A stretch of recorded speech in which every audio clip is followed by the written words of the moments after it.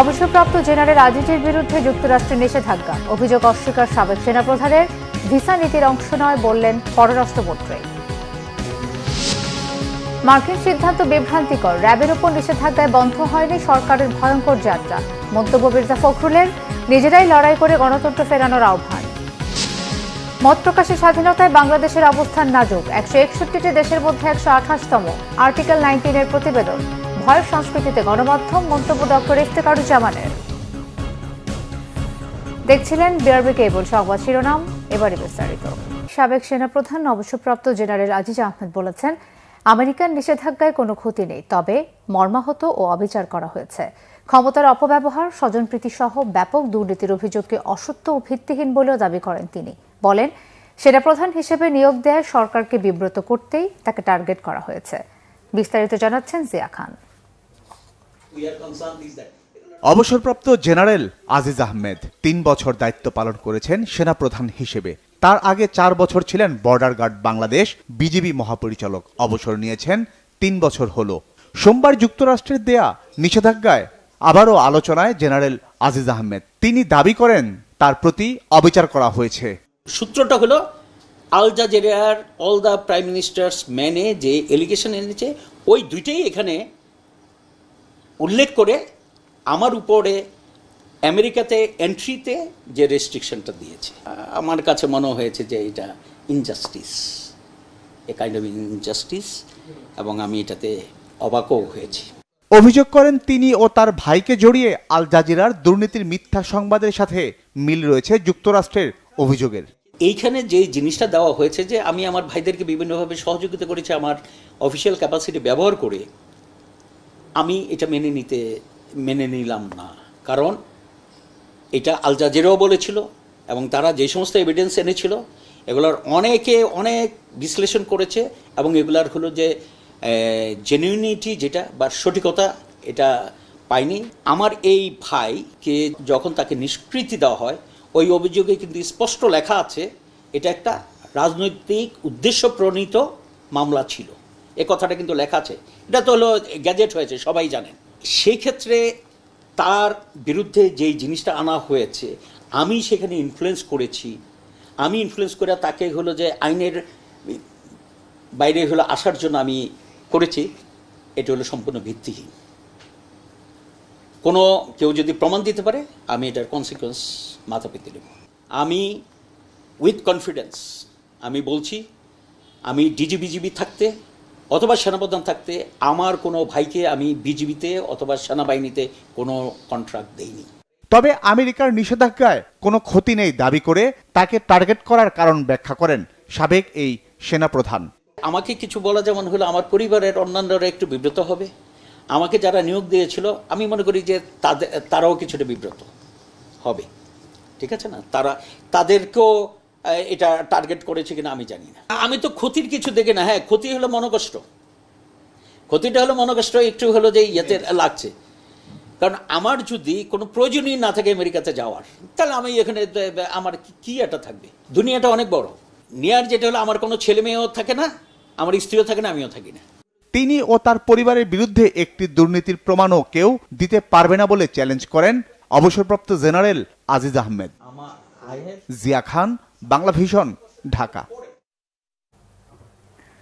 অন্যদিকে মার্কিন ভিসা নীতি নয়, অন্য আইনের আওতায় সাবেক সেনাপ্রধান আজিজ আহমেদের বিরুদ্ধে নিষেধাজ্ঞা দিয়েছে যুক্তরাষ্ট্র। এমন তথ্য জানিয়েছেন পররাষ্ট্রমন্ত্রী ডক্টর হাসান মাহমুদ। ঢাকা রিপোর্টার্স ইউনিটির মিট দ্য রিপোর্টার্স অনুষ্ঠানে তিনি জানান, নিষেধাজ্ঞার বিষয়ে ওয়াশিংটনের বাংলাদেশ দূতাবাসকে আগেই জানিয়েছিল যুক্তরাষ্ট্র। যদিও স্বরাষ্ট্রমন্ত্রী আসাদুজ্জামান খান বলেছেন, নিষেধাজ্ঞার বিষয়ে আনুষ্ঠানিকভাবে কিছুই জানেন না তিনি। জিয়াউল হক সবুজের রিপোর্ট। দুর্নীতির অভিযোগে সাবেক সেনাপ্রধান আজিজ আহমেদের বিরুদ্ধে সোমবার নিষেধাজ্ঞা দিয়েছে মার্কিন সরকার। এই নিষেধাজ্ঞার ফলে যুক্তরাষ্ট্রে প্রবেশের অধিকার হারিয়েছেন অবসরপ্রাপ্ত জেনারেল আজিজ সহ তার পরিবারের সদস্যরা। বিষয়টি বাংলাদেশ দূতাবাসের মাধ্যমে আগেই জানিয়েছিল যুক্তরাষ্ট্র, এমনটাই জানিয়েছেন পররাষ্ট্রমন্ত্রী। জেনারেল আজিজের বিরুদ্ধে যে ভিসা রেস্ট্রিকশন দেওয়া হয়েছে সেটা হচ্ছে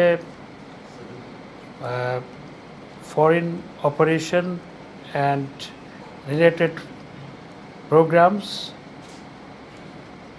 appropriation act এটার অধীনে দেওয়া হয়েছে। অর্থাৎ যে ভিসা নীতি ঘোষণা করা হয়েছিল সেটির অধীনে তাকে ভিসা রেস্ট্রিকশন দেওয়া হয়নি, অন্য অ্যাক্টের অধীনে তাকে ভিসা রেস্ট্রিকশন দেওয়া হয়েছে। আমরা দুর্নীতির বিরুদ্ধে আমাদের সরকার জিরো টলারেন্স নীতি গ্রহণ করেছে। এই ব্যবস্থাতে আমাদের মিশনকে আগে জানানো হয়েছে, অর্থাৎ এটা পাবলিক করার আগে জানানো হয়েছে। তা আমরা মনে করি যে আমরা ইউএসের সাথে আমরা এঙ্গেজমেন্টের মধ্যে আছি। দেখুন, এটা আর্মির বিষয়, যেহেতু সেনাবাহিনীর বিষয়, এটা সেনাবাহিনীর বিষয়ের ক্ষেত্রে আমি এই মুহূর্তে কিছু বলতে চাই না। এদিকে সরকারি ক্রয় সংক্রান্ত মন্ত্রিসভা কমিটির বৈঠক শেষে স্বরাষ্ট্রমন্ত্রী জানিয়েছেন, কোনো ব্যক্তির ওপর মার্কিন নিষেধাজ্ঞা নতুন কিছু নয়। আমাদের আমেরিকান সরকার কিন্তু অনেক দেশে অনেক পার্সোনাল লেভেলও এই ধরনের নিষেধাজ্ঞা দিয়েছেন, অনেক দেশে দিয়েছে। কাজে এটা তাদের জন্য নতুন কিছু নয়। আমাদের যাকে দিয়েছেন এটা আমাদের কাছে এখনো সঠিকভাবে আমাদের কাছে আসেনি। আমরা আসলে সেটা বুঝতে পারবো কেন দিয়েছেন। চিকিৎসা নিতে গিয়ে ভারতে নিখোঁজ ঝিনাইদহের এমপি আনোয়ারুল আজিমের অবস্থান সম্পর্কে এখনো নিশ্চিত হওয়া যায়নি, এমনটাই জানিয়েছেন স্বরাষ্ট্রমন্ত্রী। আমার কাছে এই এখন পর্যন্ত কোনো আপডেট নেই। এখন যতটুকু শুনতেছি তার যে মোবাইলটা সেটাও অনেকটা বন্ধই আছে। জিয়াউল হক সবুজ, বাংলা ভিশন, ঢাকা। বিএনপির মহাসচিব মির্জা ফখরুল ইসলাম আলমগীর বলেছেন, সাবেক সেনাপ্রধান অবসরপ্রাপ্ত জেনারেল আজিজ আহমেদের উপর আমেরিকার নিষেধাজ্ঞা বিভ্রান্তিকর। এর আগেও র্যাবের উপর নিষেধাজ্ঞা এসেছিল, কিন্তু তাতে গণতন্ত্র ফেরেনি। নিজেদের গণতন্ত্র নিজেদেরই লড়াই করে ফিরিয়ে আনতে হবে। আরও জানাচ্ছেন জাহাঙ্গীর আকন্দ। ঢাকা রিপোর্টার্স ইউনিটিতে জাতীয় গণতান্ত্রিক পার্টি জাগপার প্রতিষ্ঠাতার সভাপতি শফিউল আলম প্রধানের মৃত্যুবার্ষিকীর আলোচনায় বিএনপির মহাসচিব মির্জা ফখরুল ইসলাম আলমগীর বলেন, দেশের এই কঠিন দুঃসময়ে শফিউল আলম প্রধানের মতো সাহসী নেতার বড়ই প্রয়োজন। তিনি বলেন, জিয়াউর রহমান বাকশালে যোগ দেননি, তাকে নিয়ে মিথ্যাচার করা হচ্ছে। গণতন্ত্রের আলখেল্লা পরে আওয়ামী লীগ একদলীয় বাকশাল প্রতিষ্ঠায় অনেক দূর এগিয়েছে। সাবেক সেনাপ্রধান জেনারেল আজিজ আহমেদ ও তার পরিবারের উপর মার্কিন নিষেধাজ্ঞা প্রসঙ্গে মির্জা ফখরুল বলেন, সরকার বাহিনী, বিচার বিভাগ, প্রশাসন দিয়ে দেশে ভয়ের রাজত্ব কায়েম করেছে। আমার নিজের ঘর যদি আমি নিজে সামলাতে না পারি, অন্য কেউ আমার ঘর সামাল দেবে না। অনেকেই খুশি হবেন যে আপনার আজিজের স্যাংশন এসছে। আমি মনে করি যে ওটা হচ্ছে আরেকটা বিভ্রান্ত করা।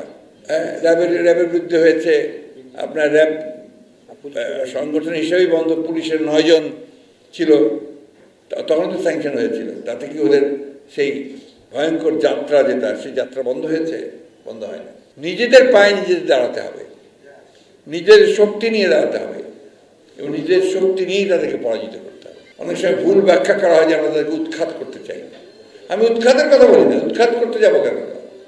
আমরা ভোটের অধিকার চাই, সেই ভোটের মধ্য দিয়ে আমরা তোমাদেরকে পরাজিত করব। মির্জা ফখরুল বলেন, সরকার এমন নির্বাচন করেছে তাতে 63টি রাজনৈতিক দলই অংশ নেয়নি। আওয়ামী লীগের অধীনে এখন আর কেউ নির্বাচনে অংশগ্রহণ করতে চায় না। আওয়ামী লীগের এত ভয় কেন একটা অবাধ সুষ্ঠু নির্বাচন দিতে?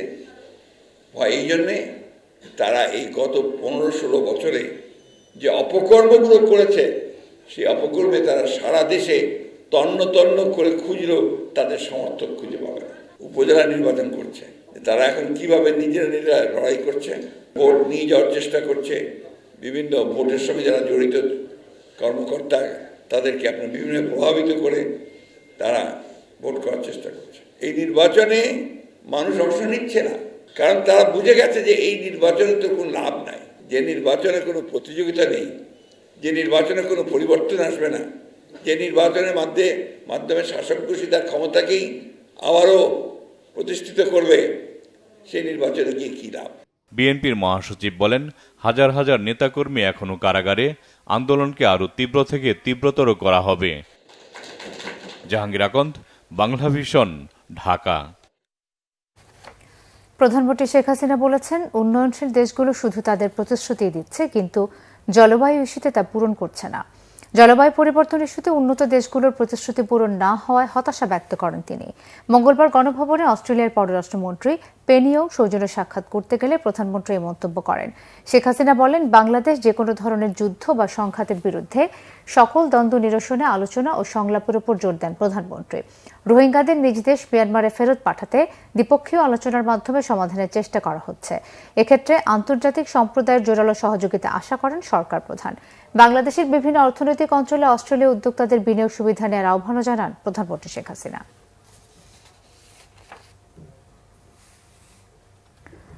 দ্বিতীয় পর্যায়ে ১৫৬ উপজেলা নির্বাচনেও নির্বাচিত প্রায় সবাই আওয়ামী লীগের। সবশেষ প্রাপ্ত ১০৬ উপজেলার বেসরকারি ফলাফলের মধ্যে আওয়ামী লীগ ৯১, বিএনপির বহিষ্কৃত নেতারা ৬ ও বাকি উপজেলায় জাতীয় পার্টি, জনসংহতি সমিতি, ইউপিডিএফ ও নির্দলীয় প্রার্থীরা জয় পেয়েছেন।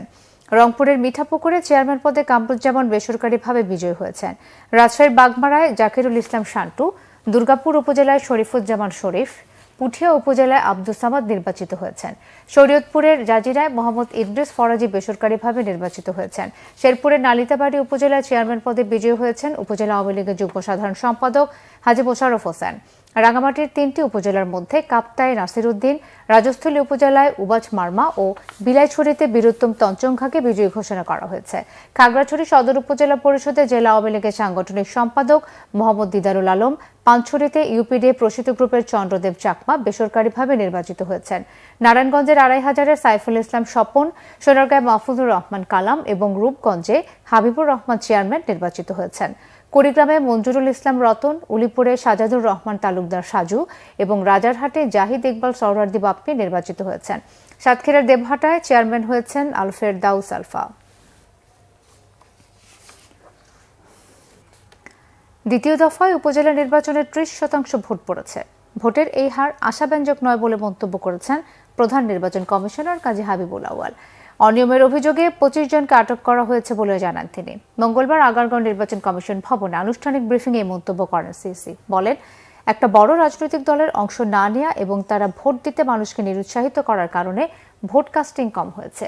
রাজনৈতিক সংকট ও ভোটার উপস্থিতি কম হওয়ার অন্যতম কারণ বলে জানান তিনি। সিএসি বলেন, দ্বিতীয় ধাপের নির্বাচনে আইনশৃঙ্খলা বাহিনীর তৎপরতার ফলে সারা দেশে তেমন কোনো সহিংসতার ঘটনা ঘটেনি। তবে কিছু জায়গায় বিচ্ছিন্ন সহিংসতার কারণে ২ জন আহত হয়েছে। গণমাধ্যমকে বাধা দেওয়ার ব্যাপারে বলেন, এরকম কোনো তথ্য তাদের কাছে নেই। কোনো ঘটনা ঘটে থাকলে লিখিতভাবে জানাতে হবে।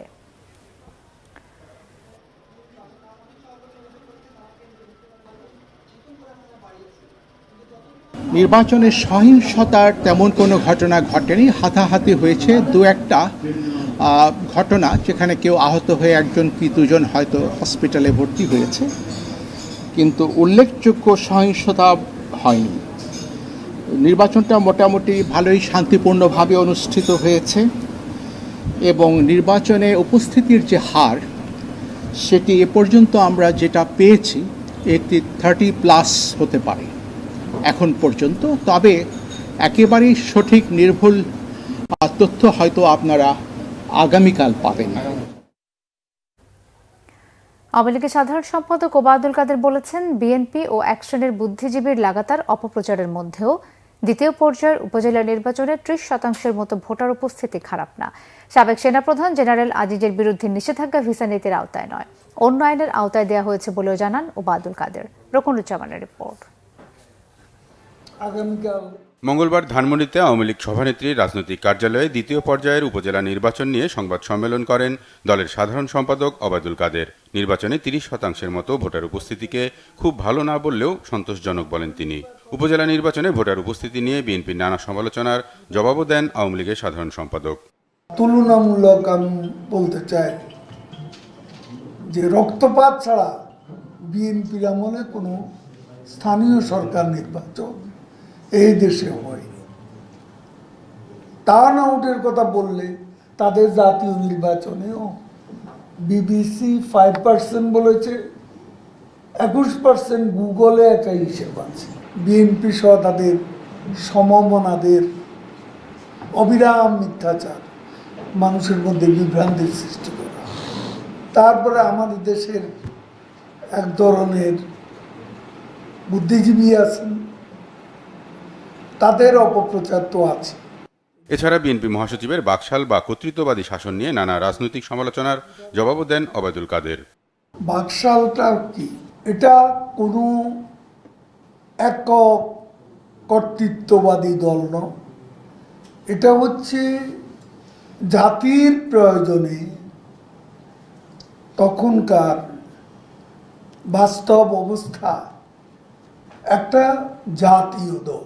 ফখরুল সাহেবরা যত মিথ্যাচারী করুক, জিয়াউর রহমান বিশেষভাবে বঙ্গবন্ধুর কাছে আবেদন করে সদস্যপদ লাভ করেছিলেন। আমি এটা চ্যালেঞ্জ করছি, এর সত্যতা তথ্য আছে। সাবেক সেনাপ্রধান অবসরপ্রাপ্ত জেনারেল আজিজের উপর মার্কিন নিষেধাজ্ঞা ভিসা নীতির আওতায় নয়, অন্য আইনের অধীনে বলেও পররাষ্ট্রমন্ত্রীর বক্তব্যই প্রতিধ্বনিত হয় ওবায়দুল কাদেরের কথায়। এছাড়া ঝিনাইদহ 4 আসনের সংসদ সদস্যের নিখোঁজ হওয়ার বিষয়টি এখনও পরিষ্কার নয় বলেও জানান ওবায়দুল কাদের। ভিসা নীতির প্রয়োগ নয়, এটি অ্যাপ্রোপ্রিয়েশন আইনের অধীনে। রকুনুজ্জামান, বাংলা ভিশন, ঢাকা। মত প্রকাশের স্বাধীনতায় বাংলাদেশের অবস্থান নাজুক। 161টি দেশের মধ্যে বাংলাদেশের অবস্থান 128তম। আর্টিকেল 19-এর বৈশ্বিক মত প্রকাশের স্বাধীনতা শীর্ষক প্রতিবেদনে এমন তথ্য উঠে এসেছে। অনুষ্ঠানে ট্রান্সপারেন্সি ইন্টারন্যাশনাল বাংলাদেশের নির্বাহী পরিচালক ইফতেখারুজ্জামান বলেন, বাংলাদেশে সীমিত সংখ্যক মানুষের মত প্রকাশের স্বাধীনতা আছে। বিস্তারিত দীপন দেওয়ানের রিপোর্টে। তথ্য অধিকার বিষয়ক সংগঠন আর্টিকেল 19 মঙ্গলবার দুপুরে বৈশ্বিক মত প্রকাশ রিপোর্ট 2024 প্রকাশ করে। সংগঠনটি বলছে 161টি দেশের মধ্যে বাংলাদেশের অবস্থান 128, যা 2022 সালে ছিল 130। 2009 সাল থেকে 8টি সূচকে বাংলাদেশ ক্রমাগত খারাপ করেছে। সবচেয়ে খারাপ অবস্থা সামাজিক যোগাযোগ মাধ্যমে, নজরদারি ও সেন্সরশিপ। গণমাধ্যমের স্বাধীনতা বিষয়ক 3 সূচকে বাংলাদেশের অবস্থান ঋণাত্মক। সবচেয়ে খারাপ পরিস্থিতি সাংবাদিকদের কাজ করার স্বাধীনতার ক্ষেত্রে। ডিজিটাল নিরাপত্তা আইন, তার পরিবর্তে যে আইনটি করা হয়েছে হয়তো একটু নমনীয়, কিন্তু বিপদ একই রকম, ভয় একই রকম। ভয়ের সংস্কৃতিটা রয়ে গেছে। এখন এই ভয়ের সংস্কৃতি থেকে যদি আমরা বেরিয়ে না আসতে পারি, তাহলে এই ক্রম অবনতি ঘটতে থাকবে। কন্টেন্ট ক্রিয়েট করলে সেটা যখন কোনো একটা বিশেষ রাজনৈতিক গোষ্ঠী বা ক্ষমতাসীন সরকারের বিরুদ্ধে যায়, তখন সেই কন্টেন্ট ক্রিয়েটরকে নানানভাবে হয়রানি করা হয়। কিন্তু নানান রকম কন্টেন্ট যখন আমার নামে আর ইফতেখার ভাইয়ের নামে বানায়, তখন না সরকার ওটা মনিটর করে, না সরকার ওই কন্টেন্ট ক্রিয়েটরদেরকে কখনো জিজ্ঞাসাবাদ করে। আমরাও নীতিগত অবস্থানের কারণে সাইবার সিকিউরিটি বলেন, ডিজিটাল সিকিউরিটি বলেন, ওই আইনগুলোর যেহেতু আমরা নেতিবাচক প্রয়োগের বিরুদ্ধে অবস্থান নিয়েছি, সেজন্য ওই আইনের অধীনে আমরা আর প্রতিকার চাইতে পারি না। অনুষ্ঠানে টিআইবির নির্বাহী পরিচালক ডক্টর ইফতেখারুজ্জামান বলেন, গণমাধ্যম ভয়ের সংস্কৃতির মধ্য দিয়ে চলছে। ব্যক্তির পরিচয় ভেদে আইনের অপপ্রয়োগ করা হচ্ছে। কিছু মানুষের জন্য সবারই তো মত প্রকাশের স্বাধীনতা আছে, সেটি সত্য কথা বলি বা অসত্য কথা বলি, যেভাবে খুশি বলি সেটি আমি স্বাধীনভাবে বলতে পারবো, এরকম কিছু মানুষ আছে। আবার কিছু আর বাকি যে বিশাল জনগোষ্ঠী, তাদের জন্য কিন্তু হচ্ছে যে আসলে তাদের মত প্রকাশের স্বাধীনতা হচ্ছে যে একটা নিয়ন্ত্রণের মধ্যে আছে। হয়রানি এবং এক ধরনের সেলফ সেন্সরশিপ, একটা গণমাধ্যম, নাগরিক সমাজ, সাধারণ মানুষের মত প্রকাশের স্বাধীনতা, এই সবগুলোকে কেন্দ্র করে এক ধরনের অ্যাটমসফিয়ার অফ ইন্টিমিডেশন বা একটা ভয়ের সংস্কৃতি তৈরি করা হয়েছে।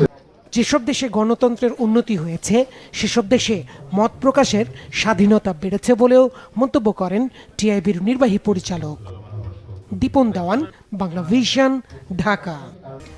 ঈদকে কেন্দ্র করে কিছু সুযোগ সন্ধানে বাজার অস্থির করার অপচেষ্টা চালাচ্ছে বলে জানিয়েছেন বাণিজ্য প্রতিমন্ত্রী আহসানুল ইসলাম টিটু। তার দাবি, মার্কিন ডলারের তুলনায় টাকার মান 60 টাকা কমার পরও ঈদের আগে কোনো পণ্যের দাম বাড়বে না। মঙ্গলবার সচিবালয়ে সাংবাদিকদের সাথে আলাপকালে এই তথ্য জানান তিনি। বাণিজ্য প্রতিমন্ত্রী জানান, বাজারে সরবরাহ স্বাভাবিক থাকার পরও কিছু পণ্যের দাম বেড়েছে। তবে ঈদকে কেন্দ্র করে কেউ যাতে সুযোগ নিতে না পারে, সেজন্য প্রধানমন্ত্রীর নির্দেশনা মেনে মনিটরিং জোরদার করা হবে। এক প্রশ্নের জবাবে টিটু জানান, সরকার বাজার নিয়ন্ত্রণ করে না, তার মন্ত্রণালয়ের কাজ সরবরাহ স্বাভাবিক রাখা। এ বিষয়ে খাদ্য ও কৃষি মন্ত্রণালয়ের সঙ্গে ত্রিপক্ষীয় বৈঠক করে সিদ্ধান্ত নেওয়া হবে। টাকার মান 1 লাফে 6.5 ভাগ অবমূল্যায়ন হলেও নিত্যপণ্যের দাম ঈদের আগে সমন্বয় করা হবে না বলে জানিয়েছেন বাণিজ্য প্রতিমন্ত্রী। সংবাদ শেষ করব, বিআরবি কেবল শিরোনামগুলো আরও একবার জানিয়ে। অবসরপ্রাপ্ত জেনারেল আজিজের বিরুদ্ধে যুক্তরাষ্ট্রে নিষেধাজ্ঞা, অভিযোগ অস্বীকার, সাবেক সেনাপ্রধানের ভিসা নীতির অংশ নয় বললেন পররাষ্ট্রমন্ত্রী। মার্কিন সিদ্ধান্ত বিভ্রান্তিকর, র্যাবের উপর নিষেধাজ্ঞায় বন্ধ হয়নি সরকারের ভয়ঙ্কর যাত্রা, মন্তব্য মির্জা ফখরুলের। নিজেরাই লড়াই করে গণতন্ত্র ফেরানোর আহ্বান।